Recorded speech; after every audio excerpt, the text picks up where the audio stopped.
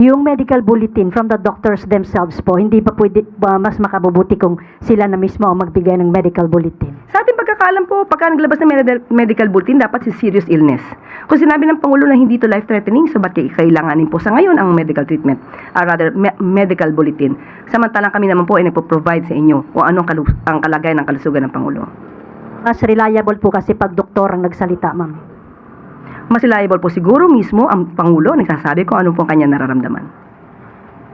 Pero hindi naman siya doktor, ma'am. So, Pero siya, katawan niya naman po yun. Next po, Tuesday New DCWB. hi ma'am, follow up lang po sa health condition ni Pangulong Marcos. Yung kumalat po ay unknown source. Mayroon po akong source, doktor po ito sa St. Luke's. So, siguro naman po ay credible ito. Although hindi ko siya pwedeng pangalanan for the obvious reason. Pero hindi po ba mas makabubuti kung magbigay na lamang po ng medical bulletin ang mga doktor ng presidente para malaman po ng taong bayan yung tunay niyang kalagayan, since nag-aalala po ang lahat para sa kanyang kondisyon dahil siya po yung ating ama ng bayan. Kung doktor po yun ng St. Luke, siya po ba ang doktor ng Pangulo?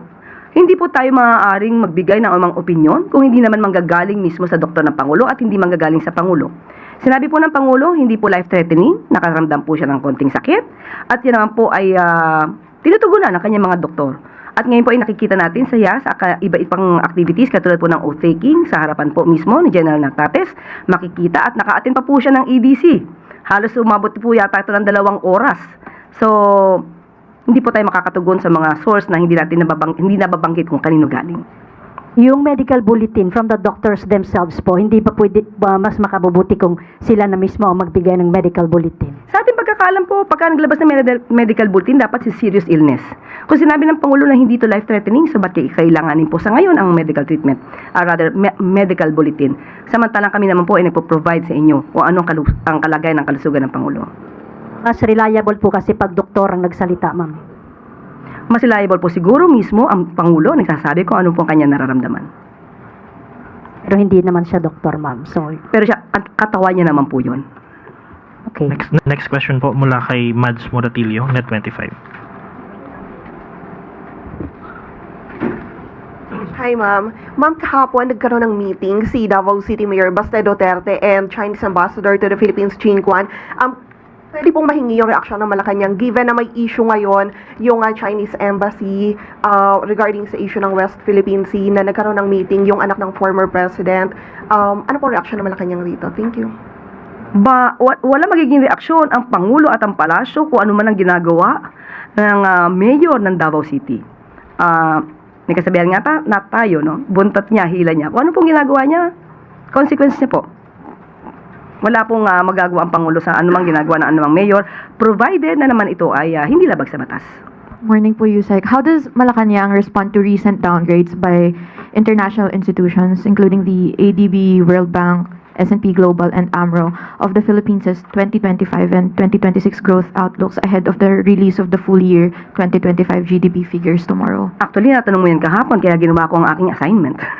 Okay, tinanong po natin at ito po ang mensahe. And I quote, "The government takes note of the recent downward revisions by international financial institutions to the Philippines fiscal year 2025 GDP growth forecast ahead of the official GDP release. These revisions reflect lingering global uncertainties, tighter financial conditions, and the moderation in domestic activity observed in the third quarter this year. Nonetheless, the Philippine economy grew by 5.0% in the first 3 quarters of 2025, and we acknowledge that more prudent government expenditures, especially on infrastructure due to the flood control scandal, affected growth in the fourth quarter. Nevertheless, the medium-term growth trajectory remains intact, with economic expansion expected to rebound gradually starting in 2026 and strengthen further over the medium term as growth-enhancing reforms take effect." By the way, maliban po dito, nakausap po natin si Secretary Balisacan at maglalabas din po siya bukas ng statement patungkol po dito. Follow up lang, Yusek. The administration is set to miss its GDP growth target for a 4th time or since PBBM sat po as the president. How is the economic team recalibrating its strategy to achieve this year's target, especially as international bodies underscore the need to solve the control scandal for growth to rebound? Well, sabi naman ng Pangulo, pagdadaanan po talaga to. Dahil pinili po niya na magkaroon ng pag-iimbestiga patungkol po sa mga anomalyang flood control projects. Yan naman din po ang naging factor. Isa sa mga factor na nakaapekto sa ating economic growth. At maliban po dyan, sunod-sunod ang paglindol, sunod-sunod ang pagbaha at pag-ulan, or rather bagyo. Inasahan ito, at muli hindi niya pa rin pahihinto ang pag-iimbestiga tungkol sa mga anomalyang flood control project. Pero inutos po niya na mas pagandahin pa po ang ating plano para mas magkaroon ng maraming trabaho, mag-generate ng income, pati po ng mga turismo. Isa lamang po ito sa mga agenda po na gagawin ng ating mga ahensya ng gobyerno. Sorry, last na po, Yusek. So nakita na po ni Pangulo ang full year GDP report for tomorrow. For 2025, iyan po ang re-report bukas ni Secretary RC. So nakita niya na. Opo. Okay. Thank you, Yusek. Tanong po mula kay Maris Umali, GMA 7.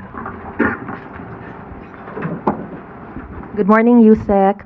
Ma'am, regarding the issue on the House Justice Panel's plan to invite President Bongbong Marcos as a respondent to the hearings on the impeachment complaint, how does the palace view this? Do you see this as something consistent with the Constitution and the established impeachment precedents? Tingnan po natin, ang trabaho po muna ng House of Representatives kung patungkol po sa sufficiency in form and substance na nasabing mga complaints or rather impeachment complaints, at hintayin lamang po natin kung magkakaroon at magbibigay po sila ng imbitasyon sa ating Pangulo. So, if ever formally invited and if you see that it actually meets the standards and formally invited, will the President personally respond or participate in any way? Depende po yan sa magiging legal team po ng Pangulo kapag kinakailangan na po. All right, thank you, ma'am. Next question po, Katrina Domingo, ABS-CBN. Undersecretary, confirm lang po namin first if yung data na binigay nyo kahapon with regard to the unemployment and underemployment rate is the year-end data for 2025 or is it just for December 2025? Year on year. Year-on-year November, year-on-year December? November, sa akin pagkakaalam. So, ma'am, pag kinumpare po natin sa November 2024 at saka November 2025, which ma'am, sorry, check ko lang po yung data. Yung nilabas po kasi ng PSA, November 2025 is 4.4. Ang data nyo po na binigay kahapon is 4.7. Hindi po siya magkatugma ng November. So, is it December or average? Ang detalye po na yan, patungkol dyan, ay hindi po sa akin na ibigay.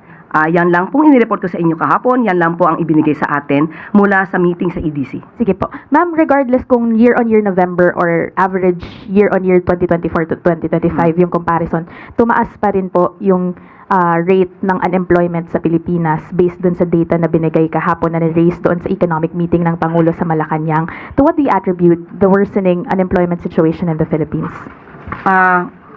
Katulad na nating mga na-report noon, marami pa rin po naman ng mga kababayan natin ang nabibigyan ng trabaho dahil sa pagsusumikap na rin po ng DOLE at ng ibang ahensya ng pamahalaan. Ang mga resulta pong yan ay maa-attribute po natin kung may pagbaba man po sa employment rate. Ito po ang sinabi po at akin na pong babanggitin at babasahin. The increase in the unemployment and underemployment rates in 2025 was driven by a combination of weather-related disruptions, sector-specific employment losses, and a rise in labor force participation that temporarily outpaced the economy's capacity to generate sufficient employment. At the same time, typhoons and adverse weather events in the second half of 2025 disrupted economic activity, reduced operating hours, and led to temporary closures in several localities, contributing to job losses and fewer working hours, especially in vulnerable sectors. Basahin ko na rin po ito para po baka matugunan yung inyong katanungan kanina. On annual basis, the unemployment rate rose to 4.2% in in 2025, January to November 2025, from 3.8% in 2024, while the underemployment rate increased to 12.3% from 11.9%, indicating softer labor market conditions year on year. The increase, yun po, yun ang naaayon sa kanilang napag-usapan. Anong sectors po yung pinaka naapektuhan ng unemployment numbers? Okay, according to the report, underemployment, while improving toward the latter part of 2025, remained a concern as a significant share of workers were absorbed in part-time, seasonal, or informal jobs, reflecting job quality issues and skills mismatches. The sectors hardest hit were largely those most exposed to demand fluctuations and mobility disruptions, like accommodation and food service activities, and wholesale and retail trade, and faced weaker demand conditions, supply chain disruptions, and climate-related shocks, and other activities like manufacturing and agriculture and fishing. Ma'am, last question from my end. What is the administration doing to address contractions in the construction sector considering the flood control investigations in place, as well as reports of tourism woes in areas where there should be high tourism employment, but there seems to be some dwindling of some sorts because Filipinos are now traveling abroad, citing higher or more expensive costs when traveling within the Philippines? Ang gusto naman po ng Pangulo ay paangatin pa rin ang ekonomiya natin. Yun po ang target, katulad ng binanggit po natin kahapon. So lahat po na maaaring gawin ng ating mga ahensya para mas makapagbigay pa po ng trabaho sa ating mga kababayan, mapaigting ang turismo sa Pilipinas, yan po ang bilin ng ating Pangulo. Next question po, Christian Yusores, DZMM. Good morning, Yusek. The President skipped the event earlier this morning here in Malacanang, and Executive Secretary Ralph Recto mentioned na in-advise po ng doctors na magpahinga po muna si Pangulo for a week. Can you provide us po kung ano po yung specific improvement sa kalusugan ng Pangulo based on the notes of his medical team? Ngayon po, umaten po siya sa oath-taking po ni General Natatis Jr. Kaya masasabi po natin na gumaganda, umiigi, umaayos po ang kalusugan ng Pangulo. Matapos po siyang ma-diagnose ng doktor patungkol sa diverticulitis. Wala po ba siyang na-mention kung nakakaramdam po ulit siya ng mga pain or any pananakit sa katawan? Sa akin, personally po, wala po. One last lang, ma'am. May kumalat din po kasi na message yesterday to some reporters saying the President's acute diverticulitis has deteriorated severely due to drug use. Nagkaroon din umano ng cyst and showed clear sign of perforation, which could lead to a life-threatening complication if not addressed immediately. How true is this, ma'am? Anong source natin yan? May mga survivor lang po, ma'am, may mga naka-receive po sa iba sa amin from a unknown number. Kung unknown number yan, di unknown din ang source niyan. So kung unknown ang source niyan, so malamang gumagawa ng kwento yan.